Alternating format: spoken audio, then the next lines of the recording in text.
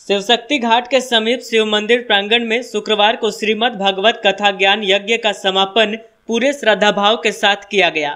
करीब एक सप्ताह तक चले इस कथा में कथावाचक के रूप में मणिकांत शास्त्री ने कथा का प्रवचन किया। यहां आचार्य के रूप में भागीरथ पांडे का भरपूर सहयोग मिला।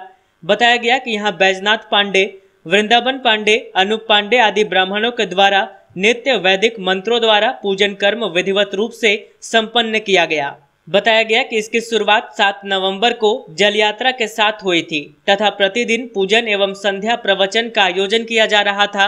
शुक्रवार को हवन के साथ पूर्णाहुति हुई, बाद में प्रसाद का वितरण किया गया। वहीं इस मौके पर भंडारे का भी आयोजन सरकारी गाइडलाइंस को ध्यान में रखते हुए किया गया।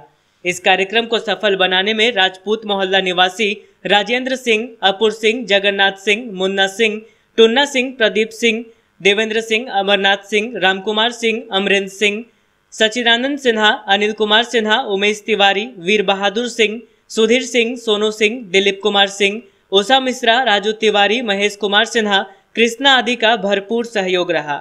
इस शिव मंदिर में भगवान की असीम अनुकंपा से श्रीमद् भागवत महापुराण कथा का सुंदर आयोजन सभी भक्तों के द्वारा किया गया। इस कथा का मुख्य उद्देश्य यही है कि मानवों का कल्याण हो, मनुष्य सन्मार्ग पर चले, मनुष्य अपने जीवन में भक्ति को लावे, मनुष्य अपने जीवन में ज्ञान को लावे, मनुष्य अपने जीवन में वैराग्य को लावे, जिससे मनुष्य का जीवन बड़ा ही सुंदर और सफल हो। और भगवान से ही कामना रही कि हे परमात्मा, अभी जो सारे संसार में जो रोग की जो वृद्धि है वह रोग की वृद्धि कम हो जाए, लोग आरोग्यता को प्राप्त करें, लोग रोग से मुक्त हो जाएं। यही भगवान से हम लोग अहरनिश प्रार्थना किया हम सबों ने। और इस भागवत कथा के माध्यम से भागवत महापुराण में बड़ी सुंदर कथा आती है। कहते हैं कि अज्ञानात् ध्वंद्व विध्वंसः कोटि सूर्य समप्रभः सुताख्या ही कथासारम मम कर्ण रसायनम। ये भगवान श्री सूत जी महाराज जी के द्वारा सुखदेव स्वामी के द्वारा कही गई जो श्रीमद् भागवत महापुराण की कथा, जिस कथा को सुंदर वेद व्यास जी ने बड़े सुंदर शब्दों में वर्णन किया है।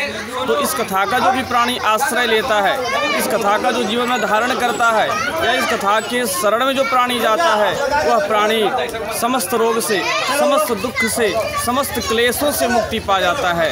इसलिए इस कलयुग में श्रीमद् भागवत महापुराण की कथा बड़ी अत्यंत सुखदायी और बड़ा अत्यंत ही अनमोल है। इस कथा को सुनने के लिए देवता लोग भी लालायित रहते हैं। स्वर्ग में भी यह कथा प्राप्त नहीं होती है। ये कथा सिर्फ मनुष्य लोगों के लिए पृथ्वी पर ही है, सुलभ है। इसलिए देवता लोग जो हैं अमृत के कलश को लेकर के आए, लेकिन राजा परीक्षित ने उस अमृत के कलश को ठुकरा दिया। बोले मुझे अमृत तो नहीं चाहिए, मुझे तो मुक्ति चाहिए, मुझे तो भगवान की प्राप्ति चाहिए, मुझे तो भगवत सेवा चाहिए। इसलिए उन्होंने अमृत के कलश को ठुकरा करके और भगवान की पावनमयी श्रीमद् भागवत महापुराण की कथा को उन्होंने श्रवण किया। इसलिए इस कलयुग में जो भी प्राणी भगवान की कथा को श्रवण करते हैं उनके जीवन बड़ा आनंद आता है, वह सन्मार्ग की ओर लगते हैं। इन्हीं शब्दों के साथ भवन्तु सुखिनः सर्वे सन्तु निरामयाः सर्वे भद्राणि पश्यन्तु मा कश्चित् दुःखभाग् भवेत्। ओम शांति शांति शांति सुशांतिर्भवतु।